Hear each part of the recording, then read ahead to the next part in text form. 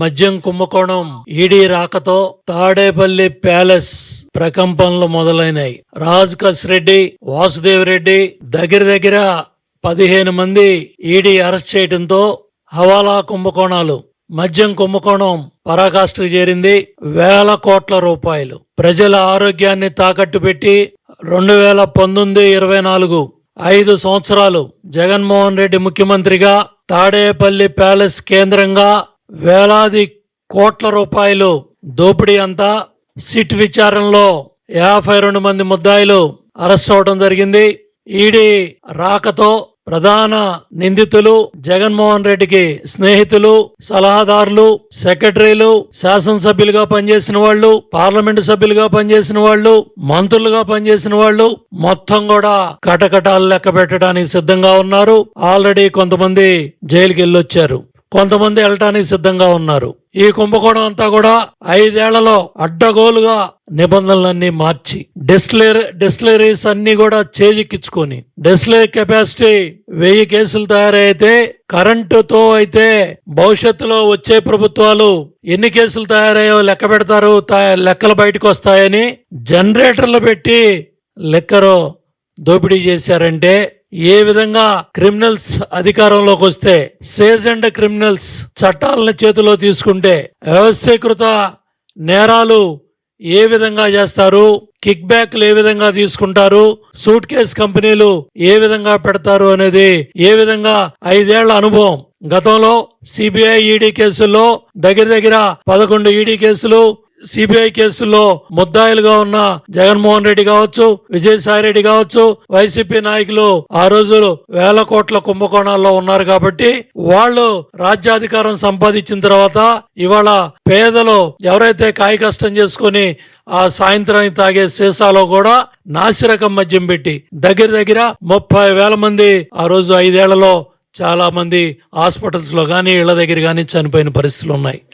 లక్షలాది మంది కిడ్నీ కావచ్చు, లివర్ వ్యాధులు కావచ్చు, రకరకాల జబ్బులతో చాలా మంది ఇబ్బంది పడిన పరిస్థితి ఉంది. ఇవాళ వీళ్ళు ఏదైతే డిపోల దగ్గర నుంచి రాష్ట్ర స్థాయిలో జరిగే నిర్ణయాలు, జిల్లా స్థాయిలోనే జరిగే నిర్ణయాలన్నీ కూడా ప్రభావితం చేసి కేంద్ర సంస్థల్లో పనిచేసే అధికారులను తీసుకొచ్చి వాసుదేవ్ రెడ్డి లాంటి వ్యక్తుల్ని పెట్టి, రాజ్ కస్ రెడ్డి లాంటి జగన్మోహన్ రెడ్డి స్నేహితుల్ని దీనికి అండదండలుగా పెట్టి తాడేపల్లి ప్యాలెస్ కేంద్రంగా మరి విజయసాయి రెడ్డి అవ్వచ్చు, మిథున్ రెడ్డి అవ్వచ్చు, చెవిరెడ్డి భాస్కర్ రెడ్డి అవ్వచ్చు, వీళ్ళందరూ కూడా కలిసి కారుమూడి నాగేశ్వరరావు మరి వాళ్ళ కుటుంబ సభ్యులు కొడుకు సునీల్ అవ్వచ్చు, ట్రాన్స్పోర్ట్ కాంట్రాక్టర్లు అవ్వచ్చు, వీళ్ళందరూ కూడా కలిసి వేల కోట్ల రూపాయల దోపిడీ, 3,500 కోట్లు మరి లిక్కర్ కుంభకోణం, ట్రాన్స్పోర్ట్ కుంభకోణంలో దొరికితే ఇంకా దొరకాల్సిన వేల కోట్ల రూపాయలు ఇంకా దొరకాల్సిన పరిస్థితి ఉంది. ఇంకా ఈ కుంభకోణం తవ్వుతూ ఉంటే కథల పుష్ప సినిమాను కూడా మరిపించే విధంగా ఉంది. ఏ విధంగా అయితే పుష్పలో మనం ఎర్రచందనం దొంగలు చూసామో, ఇక్కడ ట్రాన్స్పోర్ట్ క్యారేజీలో వెనక ఒక పెట్టెల్లాగా తయారు చేసి 8,36,00,000 మనం చెవిటికల్లు దగ్గర, మన చిలకల దగ్గర ఎన్నికల టైంలో చెవిరెడ్డి భాస్కర్ రెడ్డి మనుషులు మరి డబ్బు ట్రాన్స్ఫర్ చేస్తూ ఉంటే 8,36,00,000 రూపాయలు ఆ రోజు చిల్లకల్లు చెక్ పోస్ట్ దగ్గర పోలీసులు పట్టుకోవడం జరిగింది. దర్యాప్తు అధికారి, అక్కడ పనిచేసిన అధికారి ఈ చెవిరెడ్డి మనుషుల్ని, చెవిరెడ్డి తాలూకా ఎవరైతే వీటిలో అరెస్ట్ అయ్యారో వాటన్నిటిని కూడా ట్రాక్ చేస్తే మొత్తం ఈ కుంభకోణంలో ఏ విధంగా ఎన్నికల సమయంలో కూడా దోచుకున్న డబ్బంతా కూడా తాడేపల్లి ప్యాలెస్ దగ్గర అపార్ట్మెంట్లో పెద్ద అరల్లో దాచారు. అట్లాగే హైదరాబాద్లో పెద్ద అపార్ట్మెంట్లో వేల కోట్లు దాచారు. ఈ డబ్బంతా కూడా ఏదైతే ఈ 8,36,00,000 ఆ లారీలో ఎలక్షన్ టైంలో చిలకలు చెక్ పోస్ట్ దగ్గర దొరికిందో దాంట్లో బయటపడింది కూడా మొత్తం కూడా చెవిరెడ్డి పాత్ర. కానీ వైసీపీ పార్టీ ఎన్నికల్లో లిక్కర్ డబ్బు ఏ విధంగా ఎట్లా పుష్ప సినిమాలో ఎర్రచందనం దొంగలు ఎలా వచ్చాయో ఆ విధంగా హైదరాబాద్ నుంచి తాడేపల్లి ప్యాలెస్ నుంచి ప్రతి నియోజకవర్గానికి కోట్ల రూపాయలు మామిడికాయ పెట్టెల్లో ఏ విధంగా మామిడికాయలు పెడతారో ఆ విధంగా ఈ లిక్కర్ డబ్బంతా కూడా కట్టల కట్టల కోట్లు కోట్లు దోచి ఒక్కొక్క నియోజకవర్గానికి ఇన్ని పెట్టెలు అన్ని పెట్టెలని ఏ విధంగా జగన్మోహన్ రెడ్డి తరలించాడో దానివల్లే 175కు 175 వస్తాయని, 175కు 175 సీట్లు గెలుస్తామని సిద్ధం అని సభలు పెట్టి బోర్ల పడి ఇవాళ 11 సీట్లకి పరిమితమై ఈ కుంభకోణం అంతా కూడా బయటపడతా ఉంది. ఇవాళ నేను ఒకటి అడుగుతా ఉన్నా, వైసీపీ డైవర్షన్ పాలిటిక్స్లో భాగమైన నాయకులారా, మీరందరూ కూడా చూడండి.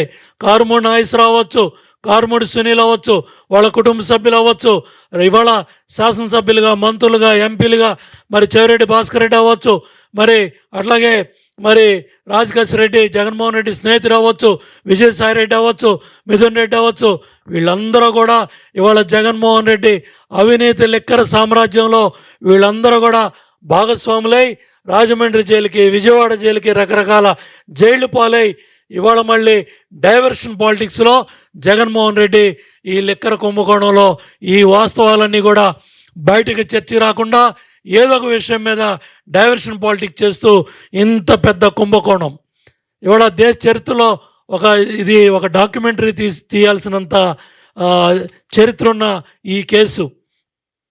ఎందుకంటే ఏ విధంగా ఎలక్షన్ టైంలో డబ్బులు ట్రాన్స్ఫర్ చేశారు, ఏ విధంగా ఈ కుంభకోణంలో ఈ లిక్కర్ డబ్బుని ట్రాన్స్పోర్ట్ కూడా ఎప్పుడు లేని ట్రాన్స్పోర్ట్ ఛార్జీలు కూడా తీసుకొచ్చి ఏ విధంగా ఎటా చేశారనేది తీగలాగితే మొత్తం కూడా బయటపడతా ఉంది. దగ్గర ఈడీ ఇప్పటికే దగ్గర మద్యం కుంభకోణంలో ఈ సిట్ అరెస్ట్ చేసిన 18 మంది కావచ్చు, ఈడీ అరెస్ట్ చేసిన వాళ్ళు కావచ్చు, ఇవన్నీ కూడా చూస్తూ ఉంటే దగ్గర ఈడీ కేసుల్లో ఇప్పటికే ఈడీ 441 కోట్లు జప్తు చేసింది. వైసీపీ నాయకులారా సమాధానం చెప్పండి. రోజు మీడియా దగ్గరికి వచ్చి గంటలు మీటింగులు చెప్తా ఉన్నారు, సొల్లు కబుర్లు చెప్తా ఉన్నారు.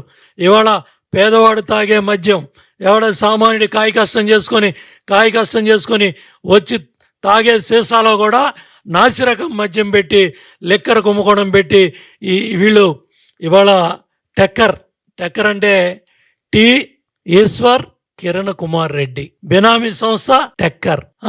వీళ్ళందరూ కూడా ఎటువంటి బినామీ కంపెనీలు పెట్టారు, ఏ విధంగా పేర్లు పెట్టారు, ఇవన్నీ కూడా చూస్తూ ఉంటే మొన్న ఇంకొక అతన్ని నేపాల్ దాటించి దుబాయ్ పంపించడానికి ఒక ప్రణయ్ ప్రకాష్ దొంగలు ఎలా దొరుకుతారో చూడండి. వీళ్ళ మీద లుకౌట్ సర్క్యులర్ ఉంది. సర్క్యులర్ ఉన్నా కూడా నేపాల్ బార్డర్కి వెళ్ళిపోయాడు. నేపాల్ వెళ్ళిపోయి విమానం ఎక్కేటప్పుడు వాళ్ళు ఏ విధంగా ఎట్లా వచ్చావు ఇక్కడికి పట్టరమ్మన్నారు. అతను ల్యాండ్ పోర్ట్ దగ్గరికి వెళ్ళి ముద్ర వేసుకుంటా ఉంటే ఈ ఎల్ఓసి బయటపడింది. ఎల్ఓసి బయటపడితే దుబాయ్ వెళ్ళాల్సినాడు ప్రణయ్ ప్రకాష్ జైలుకి వెళ్ళాడు. ఇవాళ దుబాయ్లో ఈశ్వర్ కిరణ్ కుమార్ రెడ్డిని కూడా దుబాయ్లో పెట్టి అక్కడి నుంచి డ్రామా నడిపిస్తూ ఉన్నాడు జగన్మోహన్ రెడ్డి, పులివెందుల శాసనసభ్యుడు.